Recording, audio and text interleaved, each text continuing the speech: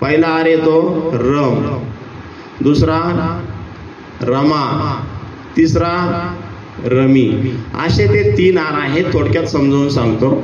रम म्हणजे काय मित्रांनो?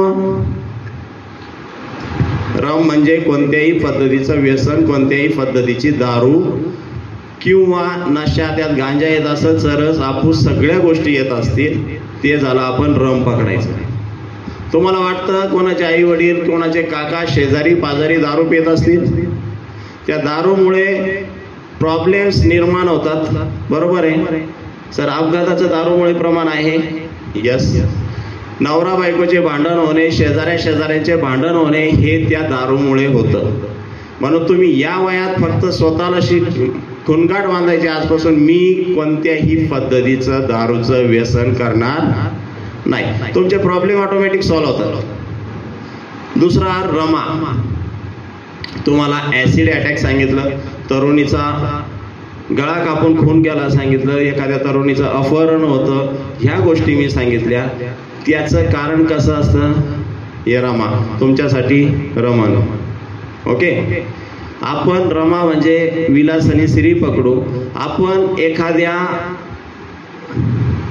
मुलीच्या, एखाद्या विलासनी स्त्रीच्या नादाला लागलो तर बरेचसे मर्डर्स, बरेचसे खून, बरेचसे ऍसिड अटॅक त्याद्वारे झालेले असतात.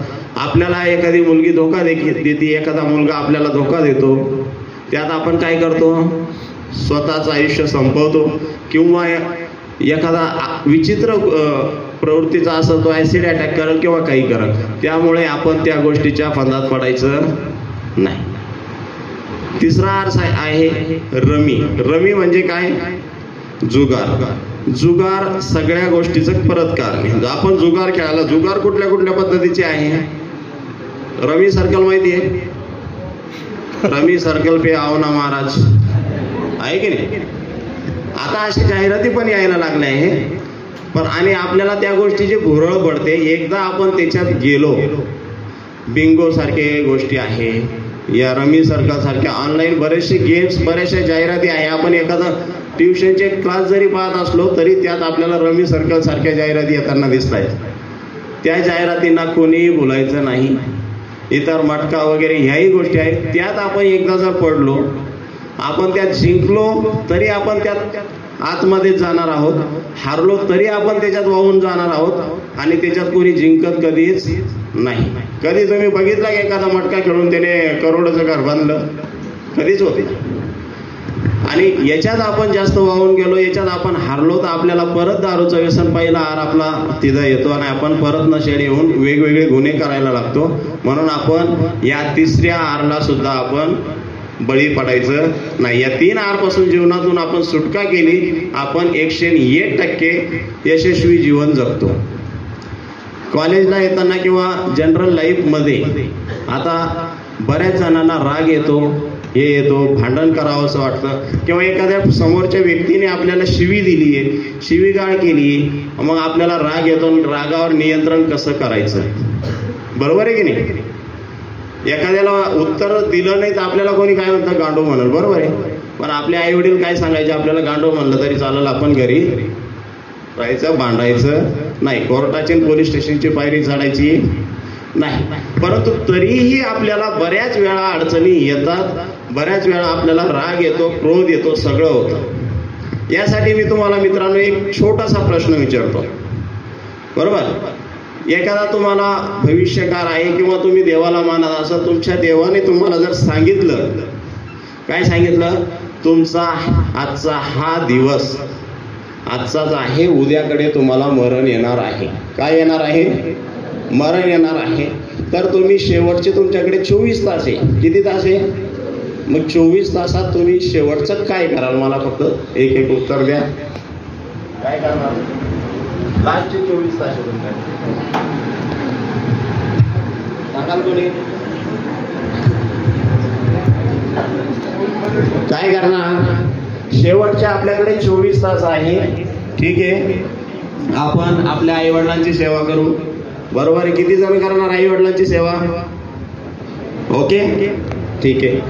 आपल्या एखाद्या मैत्रिणी सोबत आपले भांडण झालेले असताना आपण तिच्याशी चांगलं बोलू, माफी मागू, किती करणार? ओके. आपले एखाद्या मित्रासोबत भांडण झालेले असेल, आपण त्या मित्राला माफी मागून सॉरी म्हणू, बरोबर? किती जण करणार?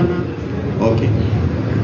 आपण एखादा समोरून आपल्याला जर शिवी दिली, आपण काय करणार? भाऊ माझा शेवटचा दिवस आहे, तू तुझ्या मार्गाने जा, मी माझ्या मार्गाने करणार,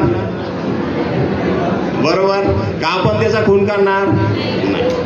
करेक्ट. मग आपला शेवटचे 24 दिवस आपण जगतो, 24 तास आपण जगतोय. आपण असं समजायचं प्रत्येक दिवशी सकाळी उठल्यानंतर आपण स्वतःच्या मनाशी असं खूणगाठ करायची की हे 24 तास माझ्या जीवनामधील शेवटचे 24 तास आहे. माझ्या जीवनामध्ये हे 24 तास, याच्यानंतर दुसरे 24 तास येणार नाही. असं सकाळी